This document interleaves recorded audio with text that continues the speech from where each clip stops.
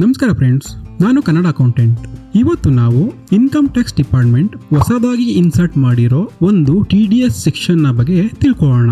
Income tax department ಹೊಸದಾಗಿ insert ಮಾಡಿರೋ TDS section ಯಾವ್ದಪ್ಪ ಅಂದ್ರೆ 194T. ಈ ಹೊಸ TDS ಸೆಕ್ಷನ್ 194T ಯಾವಾಗಿಂದ ಅಪ್ಲಿಕೇಬಲ್ ಆಗುತ್ತೆ ಮತ್ತೆ ಯಾವ ಪೇಮೆಂಟ್ ಮಾಡಿದ್ರೆ ಅಪ್ಲಿಕೇಬಲ್ ಆಗುತ್ತೆ ಅಂತ ತಿಳ್ಕೊಳ್ಳೋಣ ಬನ್ನಿ. ನೀವಿಲ್ಲಿ ನೋಡಬಹುದು, after section 194S of the income tax act the following sections shall be inserted with effect from the first day of April 2025. ಅಂದ್ರೆ ಈ ಸೆಕ್ಷನ್ 194T ಬಂದ್ಬಿಟ್ಟು ಫಸ್ಟ್ ಡೇ ಆಫ್ ಏಪ್ರಿಲ್ 2025 ಇಂದ ಅಪ್ಲಿಕೇಬಲ್ ಆಗುತ್ತೆ. ಮತ್ತೆ ಈ ಸೆಕ್ಷನ್ ಯಾರಿಗೆ ಎಷ್ಟು ಅಮೌಂಟ್ ಅನ್ನ ಕೊಟ್ರೆ ಎಷ್ಟು ರೇಟ್ ಅಲ್ಲಿ ಅಪ್ಲಿಕೇಬಲ್ ಆಗುತ್ತೆ ಅನ್ನೋದನ್ನ ತಿಳ್ಕೊಳ್ಳೋಣ ಬನ್ನಿ. ಸೊ ಈ ಸೆಕ್ಷನ್ ಬಗ್ಗೆ ಜಾಸ್ತಿ ತಿಳ್ಕೊಳ್ಳೋಕೆ ಈ ಪರ್ಟಿಕ್ಯುಲರ್ ಸೆಂಟೆನ್ಸ್ ಗಳನ್ನ ನಾವು ರೀಡ್ ಮಾಡ್ಬಿಡೋಣ ಒಂದ್ಸಲ.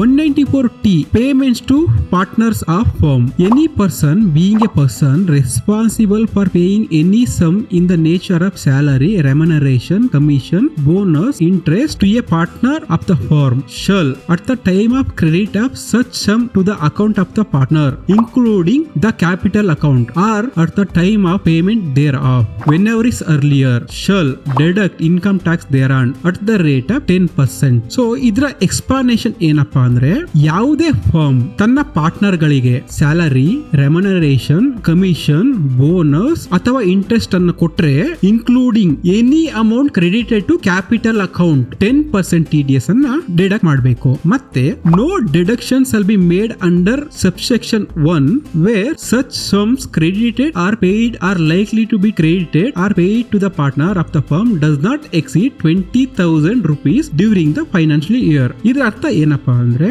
ನಾವು ಒಂದು ವರ್ಷಕ್ಕೆ 20,000ಕ್ಕಿಂತ ಮೇಲೆ ಪೇಮೆಂಟ್ ಮಾಡಿಲ್ಲ ಅಂದ್ರೆ ಈ ಸೆಕ್ಷನ್ ನಲ್ಲಿ TDS ಅನ್ನು ಡಿಡಕ್ಟ್ ಮಾಡುವ ಹಾಗೆ ಇಲ್ಲ.